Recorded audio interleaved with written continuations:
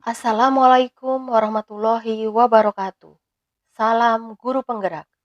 Bapak Ibu guru hebat, perkenalkan saya Ika Fatmawati, calon guru penggerak angkatan 9 Kabupaten Purbalingga akan memaparkan modul 1.2 terkait dengan nilai dan peran guru penggerak mulai dari diri sendiri. Ini adalah diagram trapesium saya. Saat saya berusia 5 tahun, saya berada di kelas 1 SD. Saat itu belum ada PAUD atau TK di daerah saya. Saat saya berusia 21 tahun, saya lulus S1. Dan saat saya berusia 60 tahun, saya akan pensiun nantinya. Usia saya saat ini adalah 31 tahun. Saat masa-masa sekolah, saya mengalami hal negatif dan juga hal positif. Hal negatif saya alami ketika saya berusia 11 tahun. Sedangkan hal positif saya alami ketika saya berusia 17 tahun. Selisih usia saya saat ini dengan peristiwa negatif adalah 20 tahun. Dan selisih usia saya dengan peristiwa positif adalah 14 tahun. Peristiwa negatif yang saya alami adalah saat saya berusia 11 tahun. Saat saya menduduki kelas 1 SMP, saya belum berhijab. Rambut saya terurai panjang tanpa diikat saat saya pergi ke sekolah. Setelah MPLS, yang dulu namanya MOS, kegiatan pembelajaran di awal semester dimulai. Saya duduk di kelas 10D, duduk di bagian tengah di ruang kelas tersebut. Saat pelajaran biologi, guru biologi masuk ke dalam kelas dan memulai pembelajaran.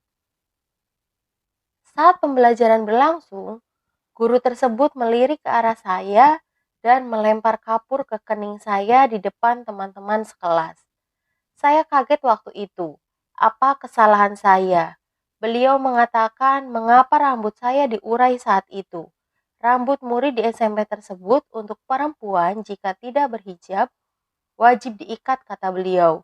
Beliau mengatakan niat ke sekolah untuk belajar, bukan gaya menjadi model. Saat itu saya belum memahami peraturan tersebut, karena saat pelaksanaan MOS tidak ada penyampaian terkait tata tertib yang mengharuskan mengikat rambut saat pergi ke sekolah. Saya juga melihat banyak teman-teman lain yang rambutnya terurai, namun mengapa saya yang dilempar kapur saat itu? Saat saya dilempar kapur di pembelajaran tersebut, saya merasa malu. Rasanya ingin menangis saat itu juga, namun saya tahan. Sepulang sekolah, saya bercerita pada orang tua saya terkait hal tersebut. Orang tua saya menyarankan saya memulai berhijrah, memakai jilbab saat itu juga.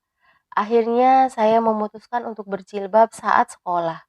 Orang tua juga menyampaikan, buktikan bahwa kamu benar-benar niat sekolah, bukan untuk bergaya seperti yang guru tersebut sampaikan. Kata-kata tersebut memotivasi saya untuk belajar giat saat itu dan membuktikan pada guru tersebut bahwa beliau salah menilai saya pada pandangan pertama saat itu. Peristiwa positif yang saya alami saat saya berusia 17 tahun, yaitu kelas 3 SMA. Saat itu, saya mengagumi guru kimia yang sudah mengajarkan kimia di SMA tersebut sejak saya di kelas 1 SMA. Beliau mengajar dengan detail dan urut dari hal yang menjadi pengetahuan dasar sampai dengan mendalam di setiap babnya. Karena cara beliau mengajar yang sangat jelas dan mudah dipahami, saya selalu mendapatkan nilai di atas 9 untuk mata pelajaran kimia dari kelas 1 SMA.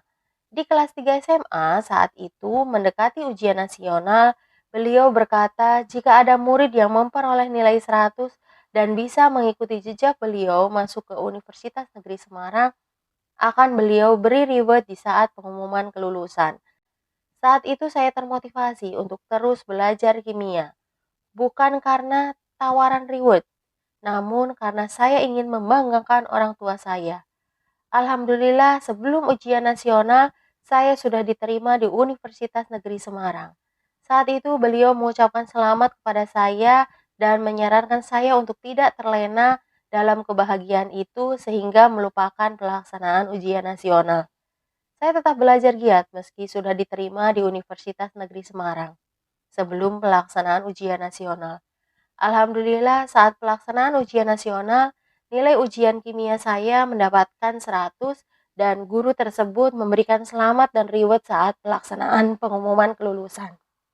Hal ini membuat saya sangat bangga dan bahagia. Orang desa sekolah di kota bisa membanggakan orang tua di akhir masa pendidikan SMA.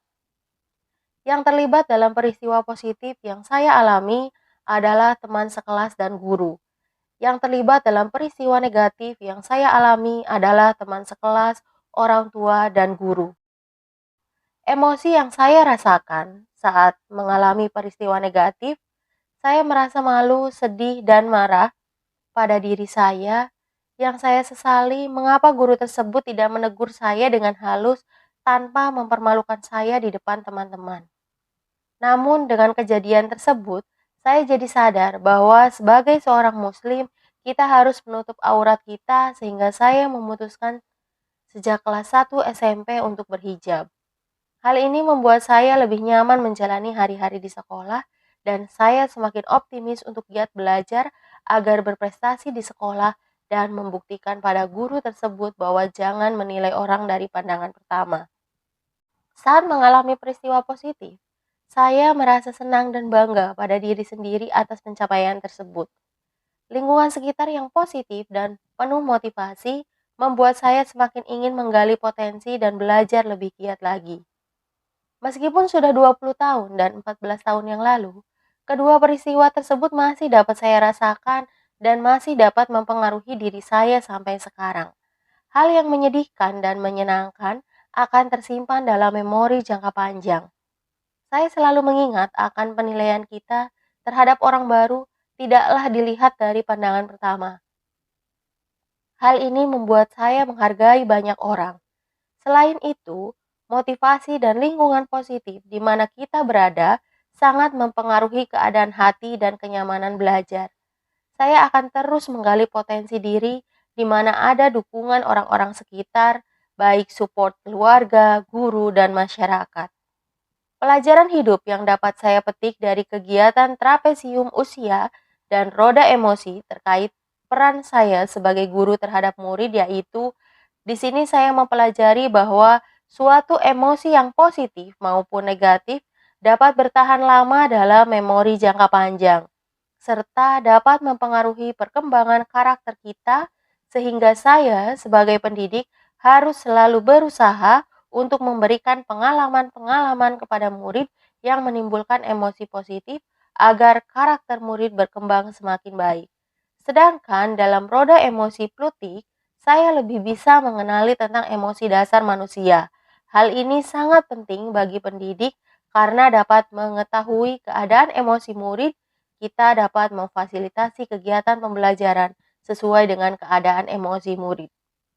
Guru sejatinya sebagai pembelajar sepanjang hayat yang memiliki kemauan belajar secara sukarela, berkelanjutan, mengoptimalkan potensi diri, meningkatkan kualitas, mengikuti perkembangan iptek, sehingga dapat memberikan pembelajaran bermakna pada murid dan menuntun murid sesuai dengan perannya masing-masing dalam kehidupan di masa yang akan datang.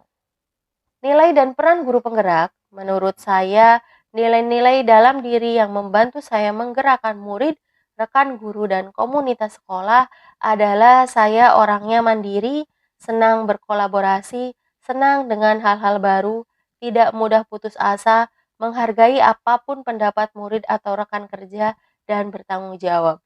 Guru penggerak harus memiliki nilai mandiri, reflektif, kolaboratif, berpihak pada murid, dan inovatif.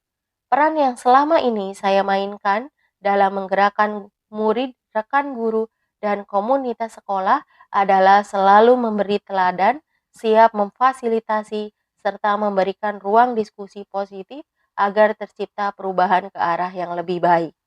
Peran guru penggerak nantinya harus menjadi pemimpin pembelajaran, mendorong kolaborasi dengan guru lain, menggerakkan komunitas praktisi, menjadi coach bagi guru lain yang butuh pendampingan, mewujudkan kepemimpinan murid. Demikian yang dapat saya sampaikan. Semoga bermanfaat. Terima kasih. Salam dan bahagia selalu, Bapak Ibu Guru Penggerak. Wassalamualaikum warahmatullahi wabarakatuh.